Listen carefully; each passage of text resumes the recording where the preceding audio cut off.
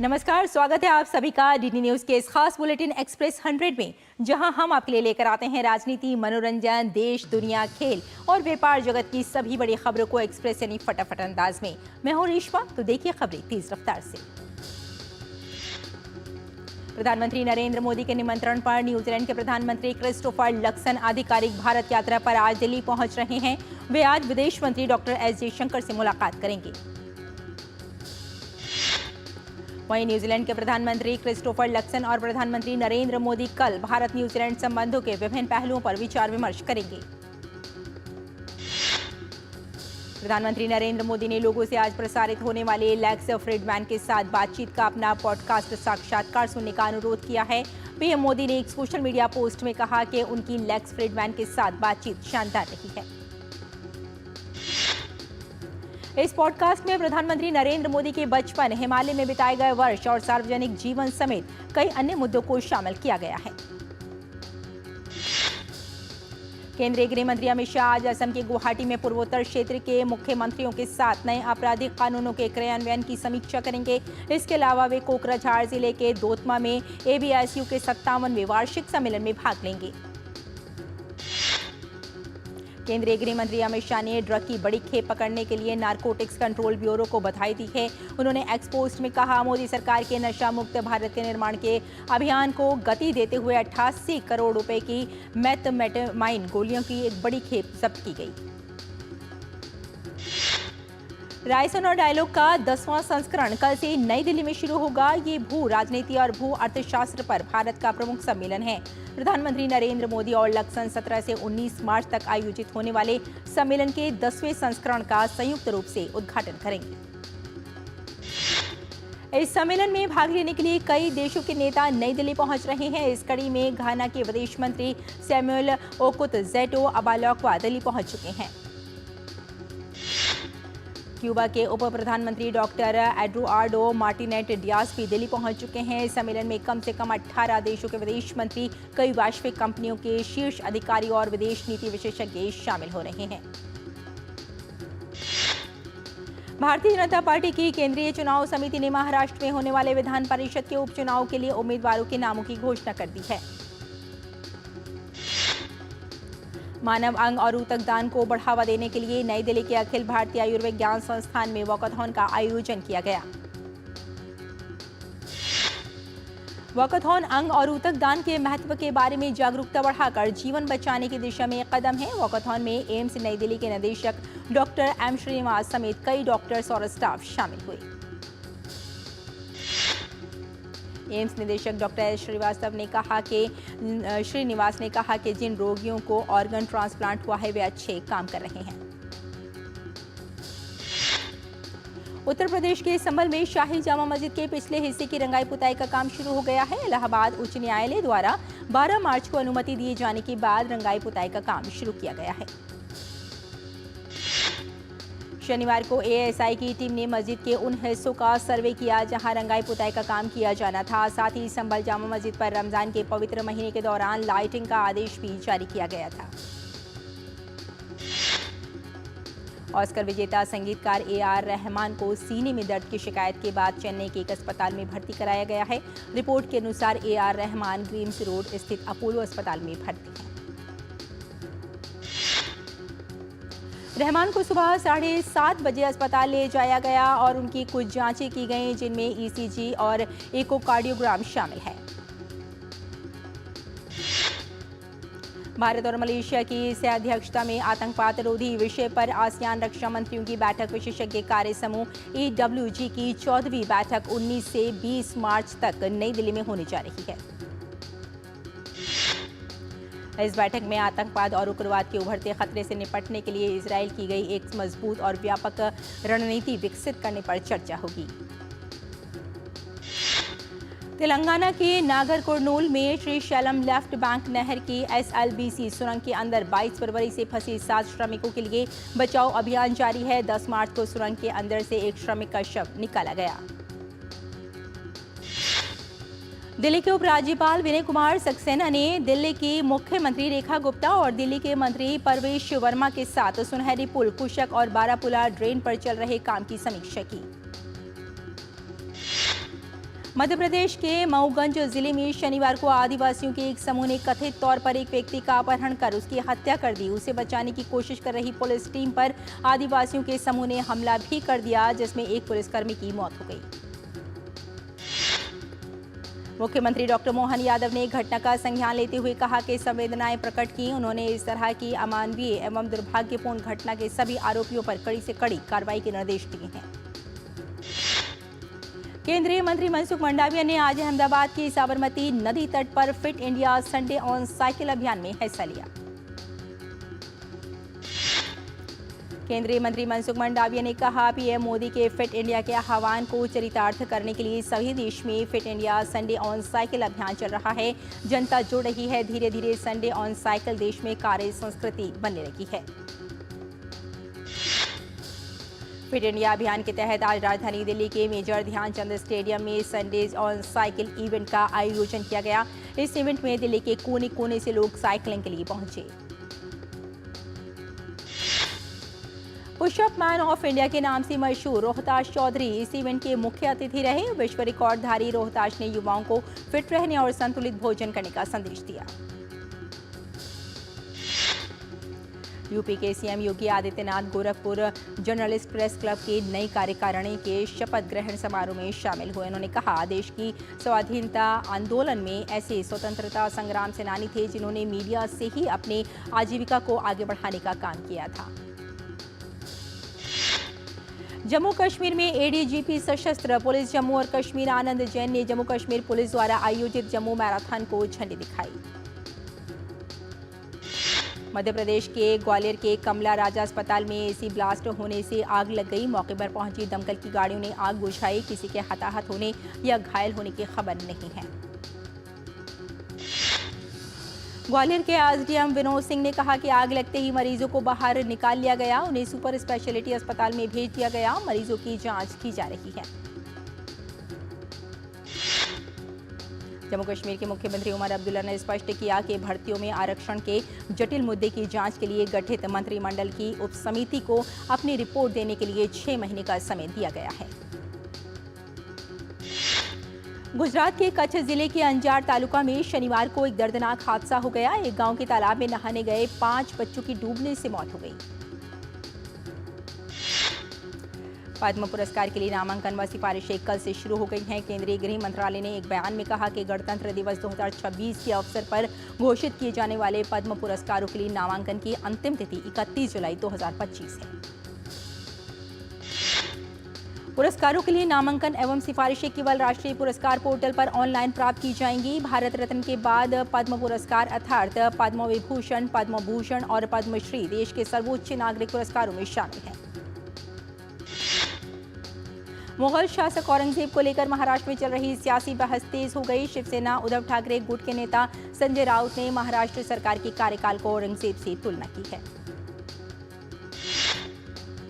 BJP नेता केशव उपाध्याय ने राउत के बयान को पूरी तरह से नकारते हुए कहा, यह बयान केवल राजनीतिक षड्यंत्र का हिस्सा है। शिवसेना के नेता अपनी पार्टी की नाकामियों को छुपाने के लिए इस तरह के बेबुनियाद आरोप लगा रहे हैं। उदयपुर के मेनार गांव में पटाखों, तोपों और आग्नेय अस्त्रों के साथ मनाई गई बारूद की होली। स्थानीय लोगों के अनुसार इस त्योहार की शुरुआत सबसे पहले इस गांव के योद्धाओं ने मुगलों को युद्ध में हराने के बाद अपनी जीत का जश्न मनाने के लिए की थी। झारखंड के मुख्यमंत्री हेमंत सोरेन ने नेमरा में बहा महोत्सव के अवसर पर आयोजित कार्यक्रम में भाग लिया और जाहिर थान में प्रार्थना की। होला मोहल्ला के अवसर पर अमृतसर के स्वर्ण मंदिर में श्रद्धालुओं की भीड़ उमड़ पड़ी। होला मोहल्ला एक 3 दिवसीय त्योहार है जो आमतौर पर आनंदपुर में मनाया जाता है। तेलंगाना के कई जिलों में इस बार गर्मी को जल्दी शुरू होने की वजह से लू की स्थिति बनी हुई है। आदिलाबाद जिले में कल लू का प्रकोप रहा और पारा बढ़कर 40.8 डिग्री सेल्सियस तक पहुंच गया। हैदराबाद स्थित भारतीय मौसम विज्ञान केंद्र ने बताया कि अधिकतम तापमान में वृद्धि होगी और अगले 2 दिनों के दौरान और अधिक जिलों में लू की स्थिति की संभावना है।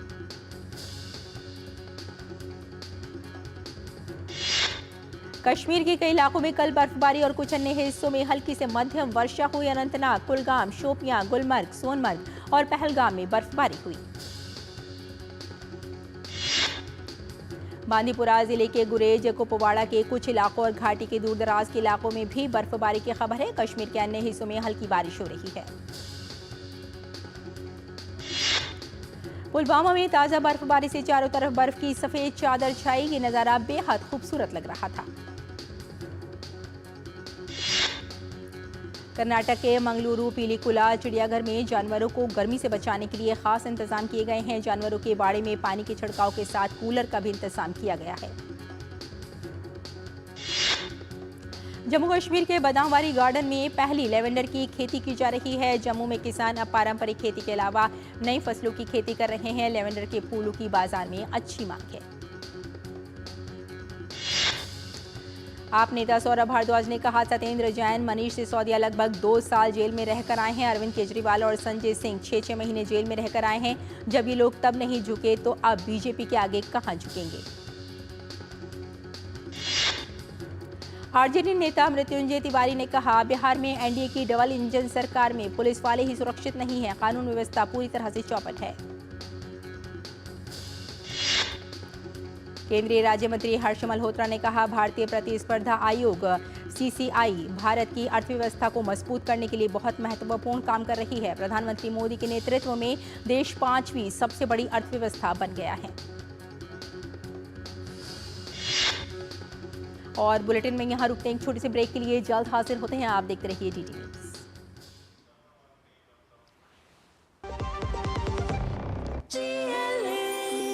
जो लक्ष्य चुना था समझ आने लगा है। जीएलए यूनिवर्सिटी, उच्च लक्ष्य की निश्चित प्राप्ति। जब धरती चीर कर निकलता है लोहे का पत्थर और मिलता है मोंगिया के जोश से, फिर तपता है, पिघलता है और बनता है फौलाद। अब होता है सरिया सारी खूबियों के साथ।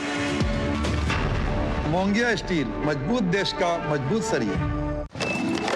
कब तक लंबी लाइनों में उम्र बिताइएगा? डिजिटल पेमेंट अपनाइए, चुटकी में हल पाइए। पुराने तरीके कब तक अपनाइएगा? डिजिटल पेमेंट बहुत आसान है, लेकिन चुटकी में पेमेंट चुका।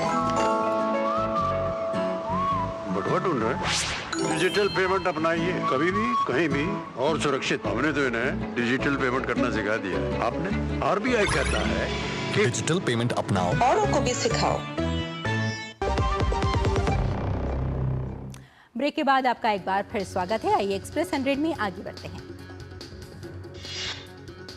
भारतीय मानक ब्यूरो ने ई कॉमर्स प्लेटफॉर्म के माध्यम से मानकों का अनुपालन न करने वाले उत्पादों के वितरण पर अंकुश लगाने के लिए लखनऊ, गुरुग्राम और दिल्ली जैसे शहरों में अमेजॉन और फ्लिपकार्ट सहित प्रमुख ई कॉमर्स प्लेटफॉर्मों के कई गोदामों पर तलाशी और जब्ती अभियान चलाया है। BIS की जांच में अमेजॉन और फ्लिपकार्ट दोनों पर से जो गैर प्रमाणित प्रोडक्ट मिले वो tech vision international private limited से संबंधित थे। इस सुराग पर कार्रवाई करते हुए BIS ने दिल्ली में टेक विजन इंटरनेशनल की 2 अलग-अलग जगहों पर छापेमारी की।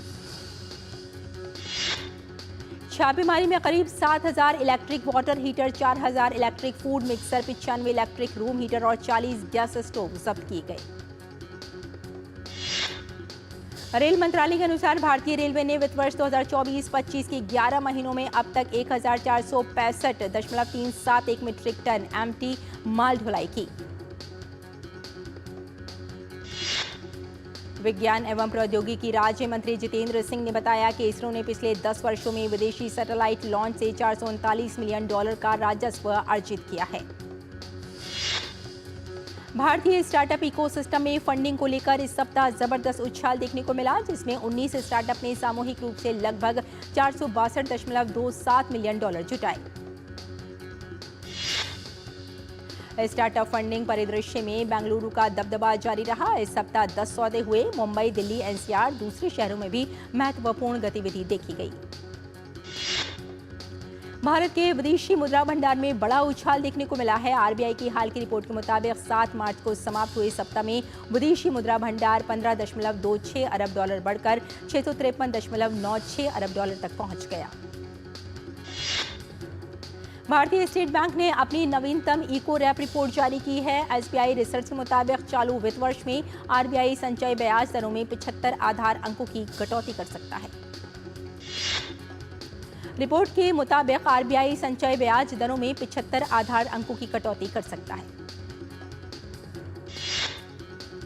9 महीने से अंतरिक्ष में मौजूद अंतरिक्ष यात्री सुनीता विलियम्स और बुच विल्मोर जल्द ही पृथ्वी पर लौटने वाले हैं। उनकी वापसी के लिए नासा का क्रू 10 मिशन अंतर्राष्ट्रीय अंतरिक्ष स्टेशन पर पहुंच चुका है। भारत ने जिनेवा में आयोजित अंतर्राष्ट्रीय श्रम संगठन की 353वीं शासी निकाय की बैठक में भाग लिया। भारत ने 10 से 20 मार्च तक आयोजित अंतर्राष्ट्रीय श्रम संगठन की बैठक में दुनिया भर में श्रम कल्याण, गुणवत्तापूर्ण रोजगार और सामाजिक न्याय को आगे बढ़ाने के पक्ष में अपनी बात रखी। श्रम और रोजगार सचिव सुमिता डावरा ने प्रतिनिधि मंडल का नेतृत्व किया। तभी श्रम और रोजगार से जुड़े प्रमुख वैश्विक मुद्दों पर सार्थक चर्चा की। म्यांमार में लोकतंत्र समर्थकों के नियंत्रण वाले एक गांव पर सेना के हवाई हमले में 6 बच्चों सहित 27 नागरिक मारे गए हैं। मार्डले पीपल्स डिफेंस फोर्स के प्रवक्ता ने कहा कि सिंगू टाउनशिप के लेटपैन हला गांव में कल हुए हवाई हमले में 30 लोग घायल भी हुए हैं। मार्डले पीपल्स डिफेंस फोर्स म्यांमार के मुख्य विपक्षी दल का समर्थक है। ब्रिटेन के प्रधानमंत्री कीर स्टारमर ने रूस यूक्रेन युद्ध पर वैश्विक नेताओं से एक बड़ी अपील की है। उन्होंने कहा कि वे रूस के राष्ट्रपति व्लादिमीर पुतिन पर दबाव बनाए रखें ताकि वे यूक्रेन में युद्ध विराम स्वीकार करें। इस बीच अमेरिकी विदेश मंत्री ने संकेत दिया कि युद्ध विराम के लिए पुतिन को कुछ स्पष्ट शर्तें तय करनी होंगी। स्टारमर ने कहा कि हम बस बैठकर इसके होने का इंतजार नहीं कर सकते। अमेरिका के राष्ट्रपति डोनाल्ड ट्रंप के आदेश के बाद अमेरिका ने यमन की राजधानी सना पर एक के बाद एक कई हवाई हमले किए। इस हमले में 19 लोग मारे गए। राष्ट्रपति ट्रंप ने यह भी कहा कि जब तक ईरान समर्थित हूती विद्रोही अहम समुद्री गलियारे में जहाजों पर हमले बंद नहीं कर देते, तब तक वे भारी घातक बल का इस्तेमाल जारी रखेंगे। अमेरिका के कई इलाकों में आए जबरदस्त तूफान में कम से कम 26 लोगों की मौत हो गई। कंसास हाईवे पेट्रोल ने बताया कि शेरमैन काउंटी में धूल भरी आंधी के कारण हाईवे पर हुए एक हादसे में 8 लोगों की मौत हो गई।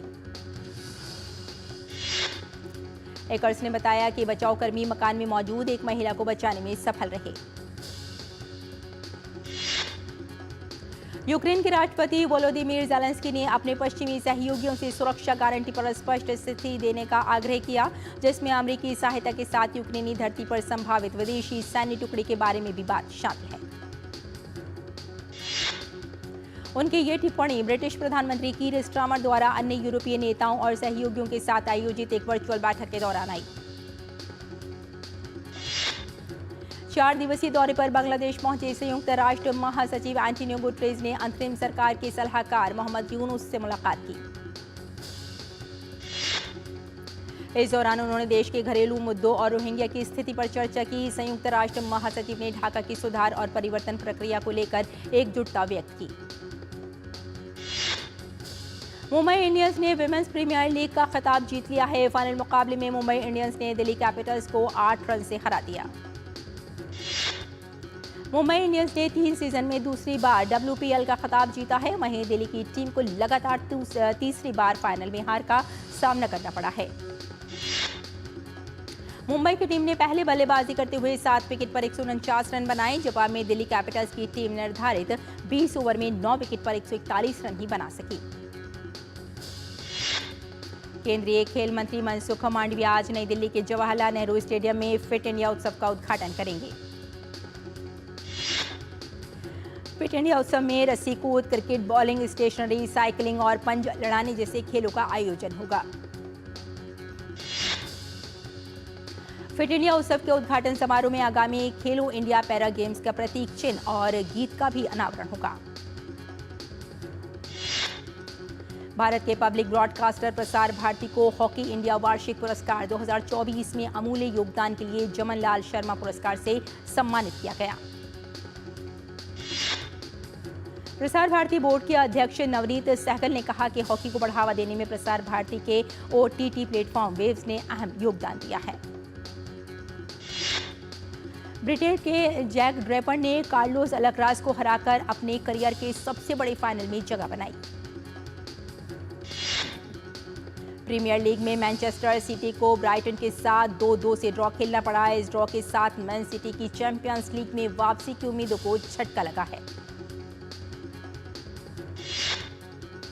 आर्लिंग हलांड ने सिर्फ 94 मैच में 100 प्रीमियर लीग गोल कंट्रीब्यूशन पूरे कर लिए हैं। इसमें गोल और असिस्ट शामिल हैं। फ्रांस ने 6 नेशंस चैंपियनशिप जीत ली है। फ्रांस ने स्कॉटलैंड को हराकर ये खिताबी जीत हासिल की। रियल मैड्रिड ने फिर से ला लीगा के शीर्ष पर जगह बना ली है। रियल मैड्रिड ने विलारियल को 2-1 से मात दी। बुंदेसलीगा में बायर्न म्यूनिख लगातार दूसरा मैच जीतने में नाकाम रही। बायर्न को यूनियन बर्लिन के साथ 1-1 से ड्रॉ खेलना पड़ा। फिल्म निर्माता प्रियदर्शन ने भूत बंगला की स्टार कास्ट में अभिनेता जीशु सेनगुप्ता फिल्म के कलाकारों में शामिल होने वाले नए सदस्य हैं।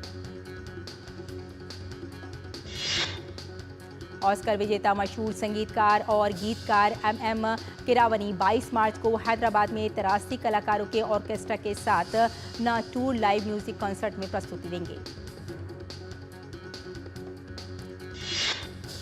ऑस्ट्रेलिया के पूर्व सलामी बल्लेबाज डेविड वार्नर निर्देशक वेंकी कुद्दुमुला की upcoming action drama robin hood के साथ डेब्यू को तैयार हैं।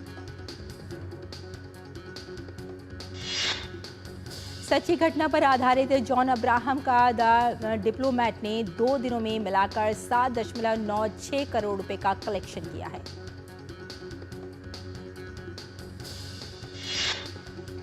वरुण धवन जाह्नवी कपूर की फिल्म सनी संस्कारी की तुलसी कुमारी 12 सितंबर 2025 को होगी रिलीज। सिद्धार्थ, नयनतारा और आर माधवन ने आगामी फिल्म टेस्ट 4 अप्रैल को OTT पर होगी स्ट्रीम। फिल्म तुमको मेरी कसम 21 मार्च को सिनेमाघरों में होगी रिलीज। फैंस को फिल्म का बेसब्री से है इंतजार। कृति सेनन और धनुष अपनी अगली रोमांटिक ड्रामा तेरे इश्क में 28 नवंबर को सिनेमाघरों में रिलीज होगी।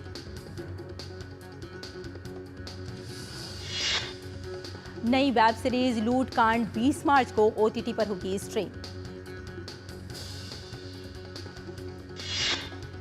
सनी देओल और रणदीप हुड्डा की जाट 10 अप्रैल को दुनिया भर में होगी रिलीज।